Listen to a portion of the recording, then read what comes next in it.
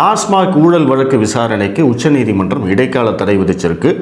இந்த தீர்ப்பு வந்ததுக்கப்புறம் பார்த்தீங்க அப்படின்னா திமுக தரப்பில் ஒரு மிகப்பெரிய கொண்டாட்டமே கொண்டாடுறாங்க. என்னவோ ஒரு மிகப்பெரிய வெற்றி கிடைச்சிட்ட மாதிரி எல்லாரும் பேசிக்கிட்டு இருக்காங்க. இன்றைக்கு ஊடகங்கள் அத்தனையுமே இந்த செய்தியை பிக்கப் பண்ணி இதை ஒரு மிகப்பெரிய ஹைலைட்டாக மாற்றுறதுக்கு முயற்சி பண்ணிகிட்டு இருக்காங்க. இதற்கான மிக முக்கியமான காரணம் என்ன அப்படின்னு கேட்டிங்கன்னா, நேற்று ஒரு தீர்ப்பு வந்தது. துணைவேந்தரை நியமிக்கும் அதிகாரம் கவர்னர்கிட்ட பறித்து அரசுக்கு கொண்டு வந்தாங்க. அது உங்களுக்கு எல்லாருக்கும் ஞாபகம் இருக்கும். அந்த சட்ட மசோதாவுக்கு தடை விதித்து சென்னை உயர்நீதிமன்றம் ஒரு தீர்ப்பு கொடுத்துருந்தாங்க. அது திமுகவுக்கு ஒரு பின்னடைவாக பார்க்கப்பட்டது. ஸோ அது முடிஞ்ச ஒரு 24 ஹவர்ஸ்க்குள்ளேயே உச்சநீதிமன்றத்தில் டாஸ்மாகோட ஊழல் வழக்கு விசாரணைக்கு தடை அப்படின்னு சொல்லி ஒரு தீர்ப்பு வந்திருக்கு. இந்த தீர்ப்பை பற்றி முதல்ல நம்ம புரிஞ்சுக்கணும். எதுக்காக சொல்கிறேன் அப்படின்னா, பாஜக ஆதரவாளர்களாகட்டும் அல்லது திமுகவுடைய எதிர்ப்பாளர்களாகட்டும் இவங்க எல்லாருமே சேர்ந்து அமலாக்கத்துறையால் ஒன்றும் பண்ண முடியாது, மோடியால் திமுகவை ஒன்றும் பண்ண முடியாது, இவங்க வேணும்ட்டே பண்ணுறாங்க, இவங்களால் எதையுமே செய்ய முடியாது, திமுகவை எந்த வழக்கிலையுமே இவங்களால் தண்டிக்க முடியல அப்படின்னு நிறைய பேசுகிறாங்க. ஆனால் உண்மை என்ன அப்படின்னு கேட்டிங்கன்னா, இந்த வழக்கில் எவ்வளவு சிக்கல்கள் இருக்குது அப்படிங்கிறத முதல்ல நீங்கள் தெரிஞ்சுக்கணும். இந்த டாஸ்மாக் ஊழல் வழக்கு முதல்ல எப்படி ரெய்டு வந்தாங்க அப்படிங்கிறதுலேருந்து இப்போ வரைக்கும் நடந்ததை என்னால் முடிஞ்ச வரைக்கும் சுருக்கமாக நான் சொல்கிறேன். இதில் நிறைய இன்ஃபர்மேஷன்ஸ் இருக்கும். இதை நீங்கள் தெரிஞ்சுக்கிட்டீங்க அப்படின்னா ஏன் இந்த வழக்கு நடக்குது, திமுக எந்தளவுக்கு நுணுக்கமாக தொலைநோக்கு பார்வையோடு இந்த ஊழலை பண்ணியிருக்காங்க அப்படிங்கிறது அத்தனையுமே உங்களுக்கு புரியும். திமுகவை சட்டத்தின் மூலமாக தண்டிப்பது அவ்வளவு சாதாரண விஷயம் இல்லை அப்படிங்கிறதையும் நீங்கள் புரிஞ்சுக்கலாம். முதல்ல அமலாக்கத்துறை எப்படி செயல்படுகிறது, ஒரு மாநிலத்தில் அமலாக்கத்துறை ஒரு வழக்கு போடணும் அப்படின்னா நேரடியாக அவங்களால உள்ளே வர முடியாது அப்படிங்கிற ஒரு விஷயத்தை முதல்ல தெரிஞ்சுக்கோங்க. அமலாக்கத்துறை ஒரு மாநிலத்தில் இருக்கக்கூடிய ஒரு தனிநபர் மேலேயோ அல்லது வேற ஒரு குழு மேலேயோ ஒரு கட்சி மேலேயோ நடவடிக்கை எடுக்கணும், ஒரு வழக்கு போடணும் அப்படின்னா அந்த இடத்துல ஒரு ப்ரெடிகேட் அஃபென்ஸ் இருக்கணும். ப்ரெடிகேட் அஃபென்ஸ் அப்படின்னா என்ன? ஏற்கனவே அந்த தனிநபர் மேலே ஏதோ ஒரு வழக்கு அங்கே இருக்கணும். இப்போ உதாரணத்துக்கு நீங்கள் செந்தில் பாலாஜி வழக்கு எடுத்துக்கோங்க. செந்தில் பாலாஜி மேலே அமலாக்கத்துறை ஒரு வழக்கு பதிவு பண்ணாங்க. ஆனால் அந்த வழக்கு எதன் அடிப்படையில் செய்யப்பட்டது அப்படிங்கிறது தெரிஞ்சுக்கணும். செந்தில் பாலாஜி மேலே ஏற்கனவே போக்குவரத்து துறையில் லஞ்சம் வாங்கினார் அப்படின்னு தமிழக லஞ்ச ஒழிப்புத்துறை ஒரு வழக்கு போட்டிருந்தாங்க. ஸோ அந்த வழக்கில் அமலாக்கத்துறை உள்ளே செந்தில் பாலாஜி மேலே ஒரு வழக்கு போடுறாங்க. ஸோ இப்போ செந்தில் பாலாஜி மேலே இப்போ இந்த 2 வழக்குகள் இருக்குது. ஒன்று தமிழக அரசுடைய லஞ்ச ஒழிப்புத்துறை வழக்கு ஒன்று இருக்குது, அதுக்கப்புறமா அமலாக்கத்துறையுடைய வழக்கு ஒன்று இருக்குது. ஸோ இப்படித்தான் அமலாக்கத்துறை உள்ளே வர முடியும். ஸோ இப்படி ஒரு சுச்சுவேஷன் இருக்கிற போது டாஸ்மாகுக்கு அமலாக்கத்துறை ரெய்டு வராங்க. ரெய்டு வந்த உடனே உங்களுக்கு தெரியும், ஒரு 3 நாள் ரெய்டு நடைபெற்றது. அந்த ரெய்டு நடைபெற்றதுக்கு அப்புறமா தமிழக அரசு திமுக அரசு என்ன பண்ணாங்க, சென்னை உயர்நீதிமன்றத்தில் ஒரு வழக்கு போட்டாங்க. அமலாக்கத்துறை செய்தது சட்டவிரோதம், ஒரு மாநில அரசு நிறுவனத்தை மத்திய அரசு நிறுவனம் தேவையில்லாமல் தலையிடுறாங்க, இது கூட்டாட்சி தத்துவத்திற்கு எதிரானது. அதே மாதிரி டாஸ்மாக் நிறுவனமும் அமலாக்கத்துறை மேலே வழக்கு போட்டாங்க சென்னை உயர்நீதிமன்றத்தில். இந்த வழக்கு விசாரணைக்கு தடை விதிக்கணும், எங்களை எல்லாம் பயங்கரமாக துன்புறுத்திட்டாங்க அப்படின்னு வழக்கு போட்டது எல்லாமே உங்களுக்கு தெரியும். அந்த வழக்குடைய இறுதி தீர்ப்பில் அமலாக்கத்துறையுடைய விசாரணைக்கு தடை இல்லை அப்படின்னு சென்னை உயர்நீதிமன்றம் தீர்ப்பு கொடுத்தாங்க. அதனுடைய மேல்முறையீடு தான் இப்போது உச்சநீதிமன்றம் போயிருக்கு. உச்சநீதிமன்றத்திலையும் இடைக்கால தடை தான் கொடுத்துருக்காங்க. சென்னை உயர்நீதிமன்றத்தில் போடப்பட்ட வழக்கிலையும் முதல்ல இடைக்கால தடை வந்தது அப்படிங்கிறதையும் மறந்துடக்கூடாது. முதல்ல இடைக்கால தடை கொடுத்தாங்க, அதற்கப்புறம் அந்த நீதிபதிகள் விலகிட்டாங்க, வேறு நீதிபதிகள் வந்தாங்க. அதற்கு பிறகு தான் இந்த அமலாக்கத்துறை விசாரணைக்கு தடை இல்லை அப்படிங்கிற ஒரு தீர்ப்பு வந்தது. சரி, இப்போது அமலாக்கத்துறை டாஸ்மாகில் ரெய்டு வந்தாங்களே, ரெய்டு வந்ததுன்னா அவங்க ஏற்கனவே ஏதோ ஒரு வழக்கு இருக்கணும்னு சொன்னேன் இல்லையா, ப்ரெடிகேட் அஃபென்ஸ் இருக்கணும்னு சொன்னேன் இல்லையா, ஏற்கனவே ஒரு எஃப்ஐஆர் இருக்கணும்னு சொன்னேன் இல்லையா. அப்போது எந்த எஃப்ஐஆரின் அடிப்படையில், எந்த வழக்கின் அடிப்படையில் அமலாக்கத்துறை டாஸ்மாக் மேலே இந்த ரெய்டை கண்டக்ட் பண்ணாங்க, டாஸ்மாக் மேலே இந்த ஊழல் வழக்கை விசாரிக்க ஆரம்பிச்சிருக்காங்க அப்படிங்கிற அந்த டீட்டெயில்ஸை தான் திரு செந்தில் பாலாஜி முதல்ல ப்ரெஸ் மீட் கொடுத்து வச்சு கேட்டார். நீங்கள் அமலாக்கத்துறையுடைய அறிக்கை வந்தது இல்லையா, 1000 கோடி அளவுக்கு ஊழல் நடந்திருக்கு அப்படின்னு சொல்லி அவங்க அறிக்கை கொடுத்ததுக்கப்புறமா செந்தில் பாலாஜி ஒரு ப்ரெஸ் மீட் கொடுத்து இந்த மாதிரி எந்த எஃப்ஐஆரின் அடிப்படையில் அவங்க இந்த ரெய்டு பண்ணாங்க அப்படிங்கிறத சொல்லவே இல்லை, அதை சொல்லுங்க அப்படின்னு கேட்டார். செந்தில் பாலாஜி மட்டும் இல்லை, அந்த காலகட்டத்தில் டிவி விவாத நிகழ்ச்சியில் நடந்த அனைத்து விவாதங்களிலும் இந்த கேள்வியை தான் தொடர்ச்சியாக கேட்டுக்கிட்டே இருந்தாங்க. எந்த எஃப்ஐஆரின் அடிப்படையில் நீங்கள் இங்கே வந்தீங்க, எந்த வழக்கின் அடிப்படையில் அமலாக்கத்துறை உள்ளே வருது, அதை சொல்லுங்கள் அப்படின்னு திரும்ப திரும்ப கேட்டுக்கிட்டே இருந்தாங்க. எதற்காக இந்த கேள்வியை அவங்க திரும்ப திரும்ப கேட்கணும்? ஏன்னா அந்த கேள்விக்கான பதிலில் தான் இந்த வழக்குடைய உயிரே இருக்குது. உச்சநீதிமன்றத்திலையும் அதே கேள்வியை தான் இன்றைக்கி கேட்டிருக்காங்க. அப்போது டாஸ்மாக் மேலே ஏற்கனவே ஏதோ ஒரு வழக்கு இருந்தது அப்படின்னா அமலாக்கத்துறை உள்ளே வரலாம் அப்படிங்கிற ஒரு நிலைமையில் இப்போது அமலாக்கத்துறை என்ன பண்ணியிருக்காங்க அப்படின்னா 2016 2021, அதாவது அதிமுக ஆட்சி காலத்தில் டாஸ்மாக் நிறுவனம் சம்பந்தமான வழக்குகள் அனைத்தையும் எடுத்திருக்காங்க. அது வந்து பார்த்திங்கன்னா கிட்டத்தட்ட ஒரு 36 வழக்குகள் இருக்குது அப்படின்னு சொல்லப்படுது. அந்த 36 வழக்குகளையும் இவங்க கையில் எடுத்திருக்காங்க. அதே மாதிரி திமுக ஆட்சிக்கு வந்ததுக்கு அப்புறமா இந்த 4 வருடங்களில் டாஸ்மாக் சம்பந்தமாக ஒரு 7 வழக்குகள் போடப்பட்டிருக்கு.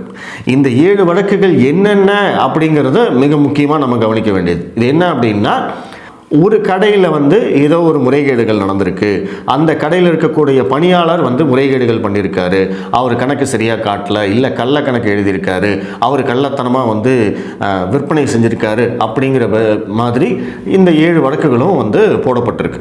ஸோ அதிமுக ஆட்சியில் போடப்பட்ட 36 வழக்குகள் ப்ளஸ் இந்த திமுக ஆட்சியில் போடப்பட்ட 7 வழக்குகள், இது எல்லாத்தையும் சேர்த்து ஒட்டுமொத்தமாக அந்த எஃப்ஐஆரின் அடிப்படையில் தான் அமலாக்கத்துறை உள்ளே வந்து டாஸ்மாக் நிறுவனத்தை ரெய்டு பண்ணுறாங்க.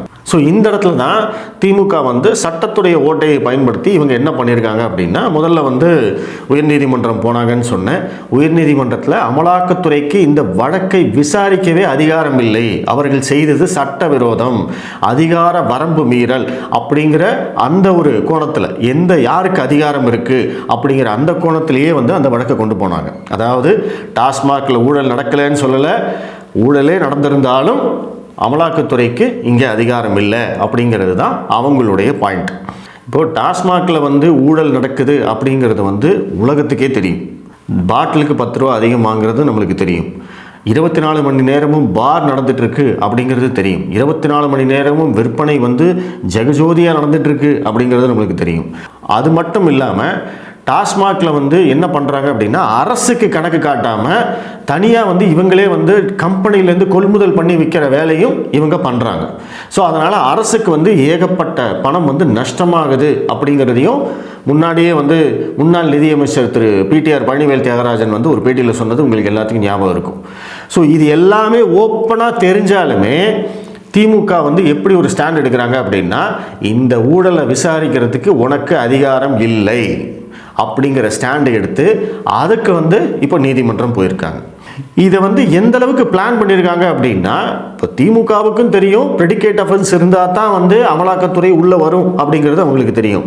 அதனால் இவங்க என்ன பண்ணுறாங்க, இந்த டாஸ்மாகில் வந்து எந்த விதமான வழக்கும் வந்து பெருசாக பதிவு பண்ணவே இல்லை. எத்தனையோ ஊழல் புகார்கள் வந்தது. இத்தனைக்கும் டாஸ்மாகோட ஊழியர் சங்கம் CITU அவங்களே வந்து இங்கே மாபெரும் ஊழல் நடந்திருக்கு அப்படின்னு சொன்னதுக்கு பிறகும் இங்கே வந்து எந்த விதமான ஊழல் வழக்கோ இல்லை வந்து பணப்பரிமாற்ற அந்த லஞ்ச ஒழிப்புத்துறை சம்பந்தமான வழக்கோ எதையுமே இவங்க பதிவு பண்ணவே இல்லை. ஸோ திமுகவுக்கு நல்லா தெரியும், எப்படி இருந்தாலும் டாஸ்மாக் வந்து பணம் குழிக்கும் எந்திரம், பணம் வந்து கொட்டுன்னு கொட்டும். அப்படி இருக்கிற ஒரு துறையில் கண்டிப்பாக ஊழல் நடக்கும் அப்படிங்கிறது தெரியும். நம்ம ஊழல் பண்ணோன்னா அதை விசாரிக்கிறதுக்கு அமலாக்கத்துறை உள்ளே வந்துடும் அப்படிங்கிறதும் அவங்களுக்கு தெரியும். ஸோ அப்போ அமலாக்கத்துறையை உள்ளே வரவிடாமல் தடுக்கணும்னா என்ன பண்ணணும்? ஒன்று தான் பண்ணணும், ஊழல் பண்ணாமல் இருக்கக்கூடாதுன்னு சொல்லாதீங்க, கேஸ் போடாமல் இருக்கணும், ப்ரெடிகேட் அஃபென்ஸ் எதுவும் இருக்கக்கூடாமல் பார்த்துக்கிறது, எந்த எஃப்ஐஆரும் டாஸ்மாக் மேலே இல்லாமல் பார்த்துக்கணும். ஸோ அதைத்தான் வந்து திமுக பக்காவாக பிளான் பண்ணியிருக்காங்க. அதைத்தான் சொல்கிறேன், திமுக மிக மிக நுணுக்கமாக தொலைநோக்கு பார்வையோடு சிந்தித்து இந்த ஊழலை பண்ணியிருக்காங்க அப்படிங்கிறத முதல்ல நீங்கள் புரிஞ்சுக்கணும். ஸோ இப்போ உச்சநீதிமன்றத்தில் திமுக வைக்கக்கூடிய வாதம் என்ன அப்படின்னு கேட்டிங்கன்னா, முதல்ல நான் சொன்ன மாதிரி அந்த அதிகார வரம்பு, மாநில அரசுடைய ஒரு துறையில் நடக்கக்கூடிய ஒரு ஊழலை மத்திய அரசுடைய துறையை சேர்ந்தவர்கள் விசாரிக்க முடியுமா, அதற்கு அதிகாரம் இல்லை அப்படிங்கிற மாதிரி அந்த வாதத்தை கொண்டு போகிறாங்க. இரண்டாவது, அதிமுக ஆட்சியில் போடப்பட்ட வழக்குகளுடைய எஃப்ஐஆர் காப்பியை எடுத்துக்கிட்டு, அந்த வழக்குகளை எடுத்துக்கிட்டு திமுக ஆட்சியில் நடந்த ஊழல்களை எப்படி அமலாக்கத்துறையால் விசாரிக்க முடியும் அப்படின்னு மடக்கிறாங்க. புரியுதா உங்களுக்கு? எனக்கு என் மேலே கேஸு அதிமுக ஆட்சியில் போடப்பட்டது. என் கேஸை எடுத்துக்கிட்டு போயிட்டு இன்னைக்கு அமைச்சராக இருக்கக்கூடிய செந்தில் பாலாஜியை அமலாக்கத்துறை எப்படி விசாரிக்கும் அப்படின்னு அவங்க கேட்குறாங்க. ஸோ இதுக்கு வந்து நீதிமன்றம் தான் பதில் சொல்லணும். ஸோ இதுதான் வந்து இன்னைக்கு இருக்கக்கூடிய சிக்கல். இவங்க திரும்ப திரும்ப வந்து அமலாக்கத்துறை வரம்பு மீறுகிறது, அமலாக்கத்துறை டாஸ்மாக் அதிகாரிகளை வந்து துன்புறுத்துகிறது அப்படின்னு சொல்லி நீதிமன்றத்தில் கொண்டு போய் தொடர்ச்சியாக சொல்லிக்கிட்டே இருக்காங்க. அதற்காகத்தான் நீதிமன்றமும் கேள்வி கேட்டுக்கிட்டே இருக்குது. இன்றைக்கி வந்து பொறுத்த வரைக்கும் நீதிமன்றம் சராமரி கேள்வி, நீங்கள் வந்து அதிகார வரம்பு மீறி செயல்படுறீங்க, நீங்கள் எப்படி அதை பண்ணலாம் இதை பண்ணலான்னு உச்சநீதிமன்றம் கேட்டதாக நம்மளுக்கு செய்திகள் வருது. நம்மளுக்கு இன்னும் ஃபுல் டீட்டெயில்ஸ் தெரியல. ஆனால் உயர்நீதிமன்றத்துலேயும் இதே தான் நடந்தது அப்படிங்கிறத ஞாபகத்தில் வச்சுக்கோங்க. சென்னை உயர்நீதிமன்றத்தில் தமிழக அரசு திமுக அரசு தொடுத்த வழக்கு, டாஸ்மாக் நிறுவனம் தொடுத்த வழக்குலேயும் முதல் நாள் அந்த ஹியரிங்கில் வந்து அமலாக்கத்துறைக்கு நீதிபதிகள் சராமரி கேள்வி அப்படின்னு இதே மாதிரி நியூஸ் வந்தது. அன்றைக்கும் இதே மாதிரி ஒரு மிகப்பெரிய வெற்றி மாதிரி வந்து இவங்க எல்லாரும் கொண்டாடினாங்க இடைக்கால தடைக்கு. அதே தான் வந்து இன்றைக்கி உச்சநீதிமன்றத்திலே நடந்திருக்கு. உச்சநீதிமன்றத்தில் ஃபஸ்ட்டு ஹியரிங் வந்தபோதே திமுகவுடைய கருத்துக்களை கேட்டுட்டு முதல்ல இடைக்கால தடை கொடுத்துருக்காங்க. அமலாக்கத்துறை பதில் சொல்லியிருக்காங்க. அமலாக்கத்துறை ஒன்ஸ் பதில் சொல்லிடுச்சு, அவங்க தாக்கல் பண்ணக்கூடிய அந்த பதில் மனுவில் அவங்க ஆதாரங்களையும் காண்பிக்க வேண்டும் அப்படிங்கிறதையும் சொல்லியிருக்காங்க. அந்த ஆதாரங்களை எல்லாம் காண்பிச்சாங்க அப்படின்னா கண்டிப்பாக உச்சநீதிமன்றமும் இந்த விசாரணைக்கு தடை இல்லை அப்படின்னு சொல்லக்கூடிய வாய்ப்புகள் தான் அதிகம். அதனால் வந்து அதை பற்றி பெருசாக வந்து நம்ம வந்து அலட்டிக்கணும் அப்படிங்கிற அவசியம் கிடையாது அப்படிங்கிறது தான் என்னுடைய கருத்து. அதே சமயம் உச்சநீதிமன்றம் வந்து இன்றைக்கி எடுத்திருக்கிற ஸ்டாண்ட்லேயே நின்று டாஸ்மாக் ஊழலை விசாரிக்கிறதுக்கு அமலாக்கத்துறைக்கு வந்து அதிகாரம் இல்லை அப்படின்னு சொல்லிட்டாங்க அப்படின்னா தமிழ்நாட்டில் வந்து திமுக என்ன பண்ணும் தெரியுமா? டாஸ்மாகில் ஊழலே நடக்கவில்லை என்று உச்சநீதிமன்றமே சொல்லிவிட்டது. பார்த்தீர்களா? இது வந்து பாஜகவின் சதி, இது வந்து திமுகவை பழிவாங்குவதற்காக பாஜக செய்த சதி அப்படின்னு இங்கே வந்து ஒரு மிகப்பெரிய பிரச்சாரமே பண்ணிடுவாங்க. அதற்கு வந்து உச்சநீதிமன்றம் இடம் கொடுக்குமா அப்படிங்கிறத பொறுத்திருந்து தான் பார்க்கணும். ஏன்னா இந்த ப்ரெடிகேட் அஃபென்ஸ் மேட்டரை வந்து திமுக ரொம்ப சீரியஸாக வந்து எடுத்துக்கிட்டு இருக்காங்க. இந்த எஃப்ஐஆர் இருந்தால் தாயா நீ வருவ, எஃப்ஐஆரே நாங்கள் போட மாட்டோம்யா, இருக்கிற எஃப்ஐஆரும் க்ளோஸ் பண்ணுறோம் அப்படிங்கிற ரேஞ்சில் போயிட்டுருக்காங்க. அதற்கும் ஒரு வழக்கு உயர்நீதிமன்றத்தில் நடந்துக்கிட்டு இருக்கு. இந்த எஃப்ஐஆர் இருக்கு இல்லையா, அமலாக்கத்துறை எந்த வழக்கில் வந்து உள்ளே வந்தாங்களோ அந்த எஃப்ஐஆர் அனைத்தையும் வந்து முடிச்சு வைக்கிறதுக்கு, அந்த வழக்கை எல்லாத்தையுமே முடிச்சு வைக்கிறதுக்கு தமிழக காவல்துறை, தமிழக லஞ்ச ஒழிப்புத்துறை இவங்கெல்லாம் முயற்சி பண்ணிகிட்டு இருக்காங்க. ஸோ இதில் வந்து நிறைய சிக்கல்கள் இருக்குது. திமுகவை பற்றி உங்களுக்கு தெரியும். திமுகவை பொறுத்த வரைக்கும் பார்த்தீங்கன்னா சட்டத்தில் இருக்கிற அனைத்து ஓட்டைகளையும் கரைத்து குடித்தவர்கள். எந்த ஓட்டையில் வேணாலும் அவங்க புகுந்து வெளியில் வராங்க. அந்தளவுக்கு வந்து ஸ்ட்ராங்கான லீகல் டீம் அவங்ககிட்ட இருக்காங்க. ப்ளஸ் ஒட்டுமொத்த மீடியாவும் அவங்களுடைய கண்ட்ரோலில் இருக்கிறதுனால அவங்கள வந்து அவ்வளோ சீக்கிரம் வந்து வீழ்த்த முடியும் அப்படின்னு நினைக்காதீங்க. அதே சமயம் அமலாக்கத்துறையும் வந்து இன்னும் கொஞ்சம் கேர்ஃபுல்லாக வந்து நடந்திருக்கலாம். ஏன்னா தொடர்ச்சியாக வந்து திமுக எப்படி வந்து ரிப்ளை பண்ணுறாங்க, எந்த அளவுக்கு வந்து சட்டத்தின் நுணுக்கத்தோடு வந்து அவங்க கோர்ட்டுக்கு வராங்க அப்படிங்கிறது எல்லாத்தையும் தெரிஞ்சும் அமலாக்கத்துறை வந்து இன்னும் கொஞ்சம் கவனமாக இருந்திருக்கலாம் அப்படின்னு நிறைய பேர் சொல்கிறாங்க. பட் இந்த கேஸில் இருக்கக்கூடிய அந்த நுவான்சஸ், இந்த கேஸில் இருக்கக்கூடிய அந்த நுணுக்கங்களை வந்து நீங்கள் தெரிஞ்சுக்கணும் அப்படிங்கிறதுக்காகத்தான் இந்த காணொலி. அமலாக்கத்துறை இந்த ஊழல் வழக்கை விசாரிக்கலாம் அப்படின்னு உச்சநீதிமன்றம் வந்து கிரீன் சிக்னல் கொடுத்துட்டாங்க அப்படின்னா அதற்கு பிறகு இவங்களுக்கு வந்து ஒரு மிகப்பெரிய தலைவலி இருக்குது. அது மட்டும் நம்மளால் நிச்சயமாக சொல்ல முடியும். ஸோ அமலாக்கத்துறை பதில் சொல்கிற வரைக்கும் கொஞ்சம் வெயிட் பண்ணுவோம். அதற்கு பிறகு வந்து மீண்டும் இந்த வழக்கை பற்றி நம்ம பேசுவோம். நன்றி.